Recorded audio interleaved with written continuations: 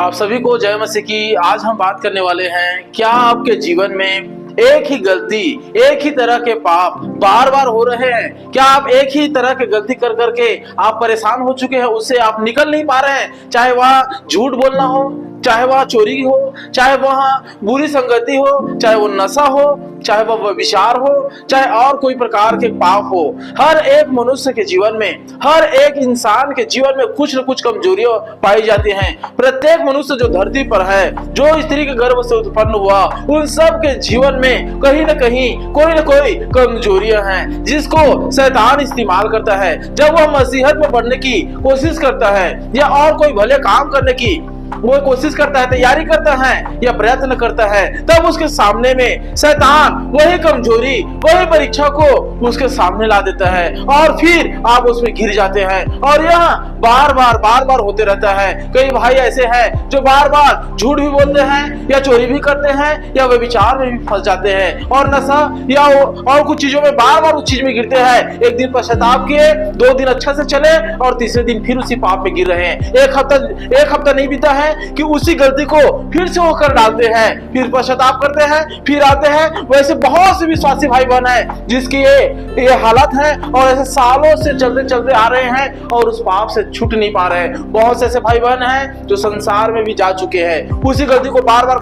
करने की वजह से शैतान उसको और भी ज्यादा उसके दिमाग को गुमराह कर दिया और परमेश्वर को वो आनंद और शांति को न पा पाने के कारण, उस विश्वास को ना, उस एहसास को न पाने के कारण वह संसार में चला गया। क्योंकि एक ही गलती बार कर रहे हो और प्रार्थना कर रहे हो, प्रार्थना का उत्तर नहीं आ रहा है, तो फिर अविश्वास आ जाएगा और जब अविश्वास आएगा तो फिर संसार में वापस बैक हो जाएंगे, वापस चले जाएंगे और फिर से वही गलती, वही रीति-विधि, वही तौर तरीके फिर से करना शुरू कर देंगे। या तो बहुत से लोग हैं जो वही तरीके से चलते आ रहे हैं। इसलिए परमेश्वर ने कहा नीति वचन में, सबसे अधिक अपने मन की रक्षा कर। जितने लोगों के साथ यह गलती बार होती है कि आप जिस चीजों से पश्चाताप कर लिए, फिर कुछ दिन बाद उसी पाप में अगर आप गिर रहे हैं और आपकी आत्मा की उन्नति नहीं हो रही है, तो मेरे इस बातों को आप ध्यान से सुने। क्योंकि 90% जो लोग विश्वासी हैं, मैं चेलों की बात नहीं कर रहा हूं, ना ही पास्टरों की बात करूं, पास्टरों के जीवन में भी गिरावट आती है, लेकिन जितने 90% विश्वासी हैं उनके जीवन में कहीं न कहीं ये चल रहा है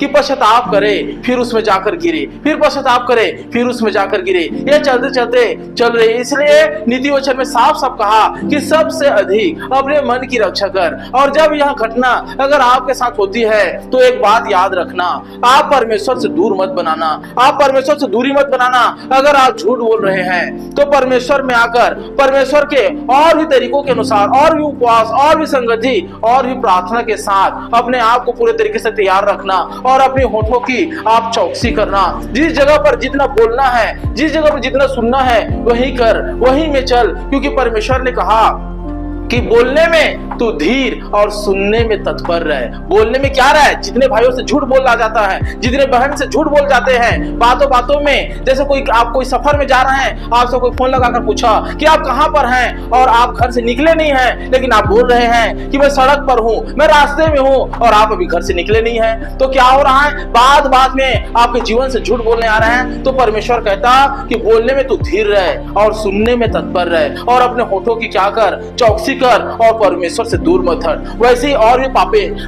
भी पाप हैं जो मनुष्य करता है। इसलिए परमेश्वर ने एक वचन में अपने प्रकाशन को उंडेला और अपने वचन में यह बताया। इब्रिया के अध्याय 8 का 4 वचन को मैं आपके सामने में पढ़ रहा हूं, जो कहता है, तू उनसे यह भी कह, यहोवा यो कहता है कि जब मनुष्य गिरते हैं तो क्या वो फिर नहीं उठते? जब कोई भटक जाता है तो क्या वहां लौट नहीं आता? फिर क्या कारण है कि ये यरूशलेमी सदा दूर ही दूर भटकते जाते हैं या छल नहीं छोड़ते?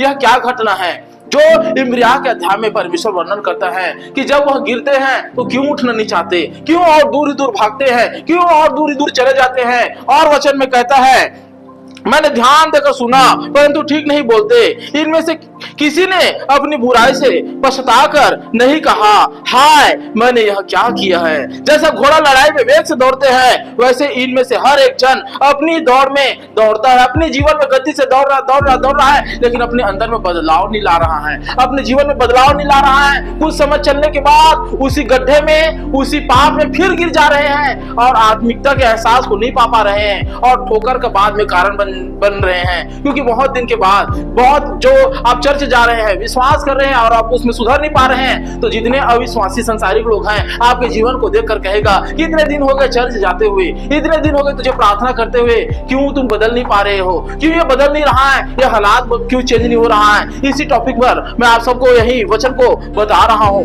कि परमेश्वर कहता, मैंने ध्यान देकर सुना परंतु ये ठीक नहीं बोलते। इनमें से किसी ने अपनी बुराई से पछताकर नहीं कहा, हाय मैंने यह क्या किया है। जैसा घोड़ा लड़ाई में वेग से दौड़ते हैं, वैसे इनमें से हर एक जन अपनी दौड़ में दौड़ते हैं। आकाश में लगलग भी अपने नियत समय को जानता है और बंदूकी, सुबह बेनी और सारस भी अपने आने के समय रखते हैं, परंतु मेरी प्रजा यहोवा का नियम नहीं जानते। क्या होता है कि इम्रिया के अध्याय में परमेश्वर बार बार यरूशलेम के लोगों को यह संदेश देता है कि अपने गलती को छोड़ो, वही पाप को छोड़ो, बार बार वही चीजों में गिरना छोड़ो, आगे क्यों बढ़ो, मेरी संगति में आओ। मैं तुम्हें जिस प्रकार एक पक्षी अपने पंखों के छाये में पूरे तरीके से अपने बच्चों को रखते हैं, अपने छोटे छोटे चूजों को रखता है, उसी प्रकार मैं तुम्हारे बच्चों को रखूंगा, तुम्हें रख लूंगा, मेरे पास आओ। और वही गलती, वही फिर से पाप को छोड़ दो करके, लेकिन वो यरूशलेम के लोग उसको छोड़ना नहीं चाहते, ना ही छोड़ पाते। ना तो वो विचार को छोड़ते हैं, ना नशा को छोड़ते हैं, ना ही वो झूठ बोलना छोड़ते हैं। कारण यह होता है कि परमेश्वर का क्रोध भड़क जाता है। और फिर इम्रिया के अध्याय में वह लिखवाता है इम्रिया के द्वारा विलाप गीत को। अब विलाप गीत को एक बार जरूर पढ़ना।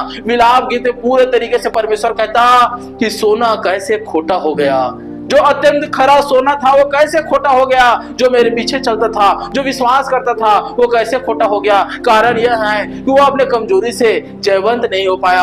हर एक के जीवन में जो कमजोरी होती है उसी को शैतान आगे में लाकर रखता है कि हम उसमें गिर जाएं, और परमेश्वर उस समय हमारी मदद नहीं करता। कारण यह है कि परमेश्वर भी यह देखना चाहता है कि हम उसमें जयवंत होते हैं या गिर जाते हैं। फिर वो परीक्षा हमारे सामने आती है, फिर हम उसमें गिरते हैं या जयवंत होते हैं। यही बार होता है। जब यरूशलेम के लोग उसमें जयवंत नहीं हो पाए, बार बार परमेश्वर ने अनुग्रह किया, दया किया और हर एक दर्शियों को भेजा, नबियों को भेजा, लेकिन वो फिर भी वो नहीं सुधरे।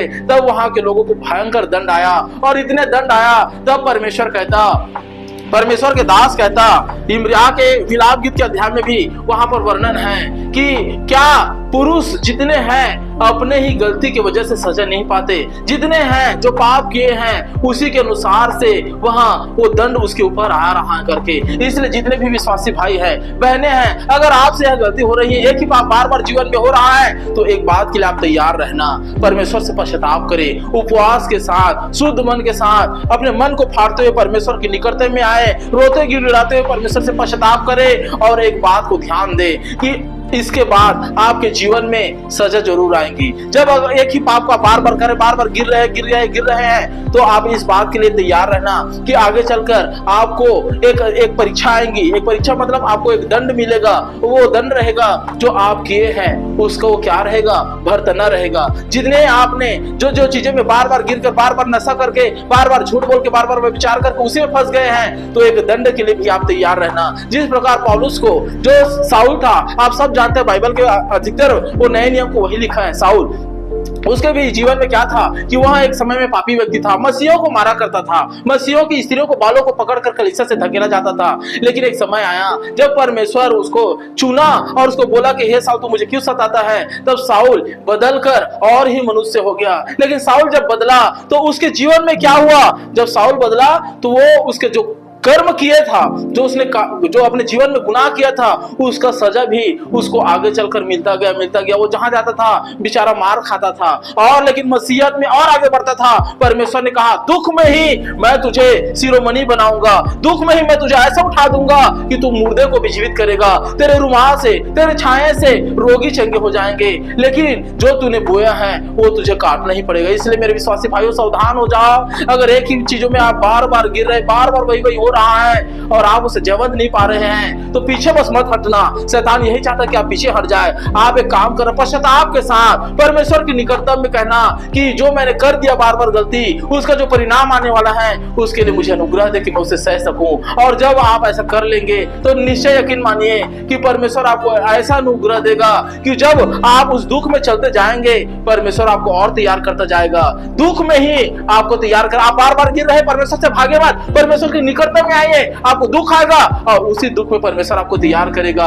एक जब अंडा जब वो टूटता है तो बिखर नहीं जाता है, उसमें नया जीवन की, नए तत्वों की निर्माण होता है। उसी प्रकार जब आप टूटते हैं, आपका हृदय टूटता है, आप हृदय मनुष्य से पुकारते कि हे पिता, हे परमेश्वर, एक ही गलती मुझसे बार बार हो रहा है, मैं कब सिद्धता को जाऊं, कब परमेश्वर मैं भीतरी मनुष्य से बलवंत हूं और कब आपको पा जाऊं, तब परमेश्वर आपको और नया बनाता है। इसीलिए परमेश्वर ने यहेजकेल के इम्रिया के अध्याय में कहा कि पक्षी भी, सारस भी, जितने भी पक्षी हैं वो सब अपने नियत समय को जानते हैं। सुबह घर से निकलेंगे, शाम को उसी घर में वापस लौट आएंगे, लेकिन मेरे लोग नहीं आते हैं। ये परमेश्वर हम लोगों को बोल रहा है, आपको और हमें बोल रहा है। इसलिए आप परमेश्वर की निकटता में आ जाए। जो गलती है उसको छोड़ो, उसको हटाओ, क्योंकि उसका परिणाम अगर बार बार करते रहो तो एक समय आएगा कि अवसर भी नहीं मिल पाएगा। अगर आप जीवित है, मेरे वचन को जो परमेश्वर दे रहा है अगर आप सुन रहे हैं, तो आज ही अपने मनों को बदलते हुए उन गलतियों को छोड़ दे और परमेश्वर के पास आकर पश्चाताप करे और परमेश्वर से एक चीज मांगे कि इसका जब परिणाम आएगा मैं उसके लिए तैयार रहूं।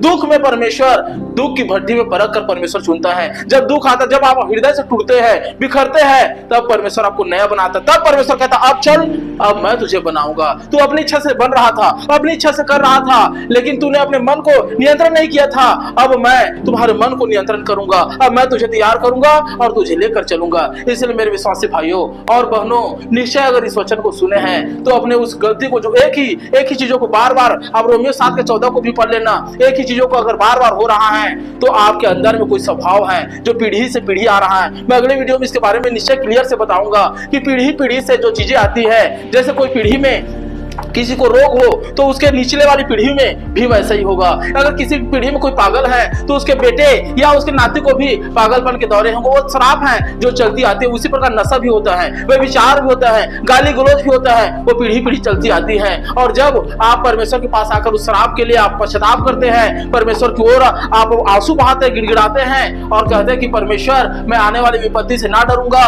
और मैं आपके अनुग्रह चाहता हूं कि आप में मैं आगे बढ़ पाऊं, तब परमेश्वर आपको निश्चय आगे बढ़ाएगा। पौलुस की तरह, पौलुस के जीवन को जब याद करना, गलती किया था, सजा आया और शिरोमणि बन गया और मजबूत हो गया और आज हम सब के लिए आदर्श बन गया है। इसलिए निश्चय परमेश्वर आपको भी बदले, आपके हर एक स्वभाव को बदल दे।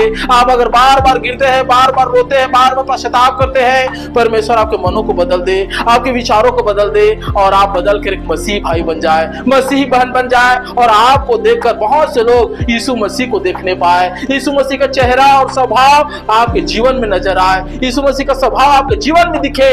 ऐसा परमेश्वर आपको बनाए। God bless you all. आमीन आमीन।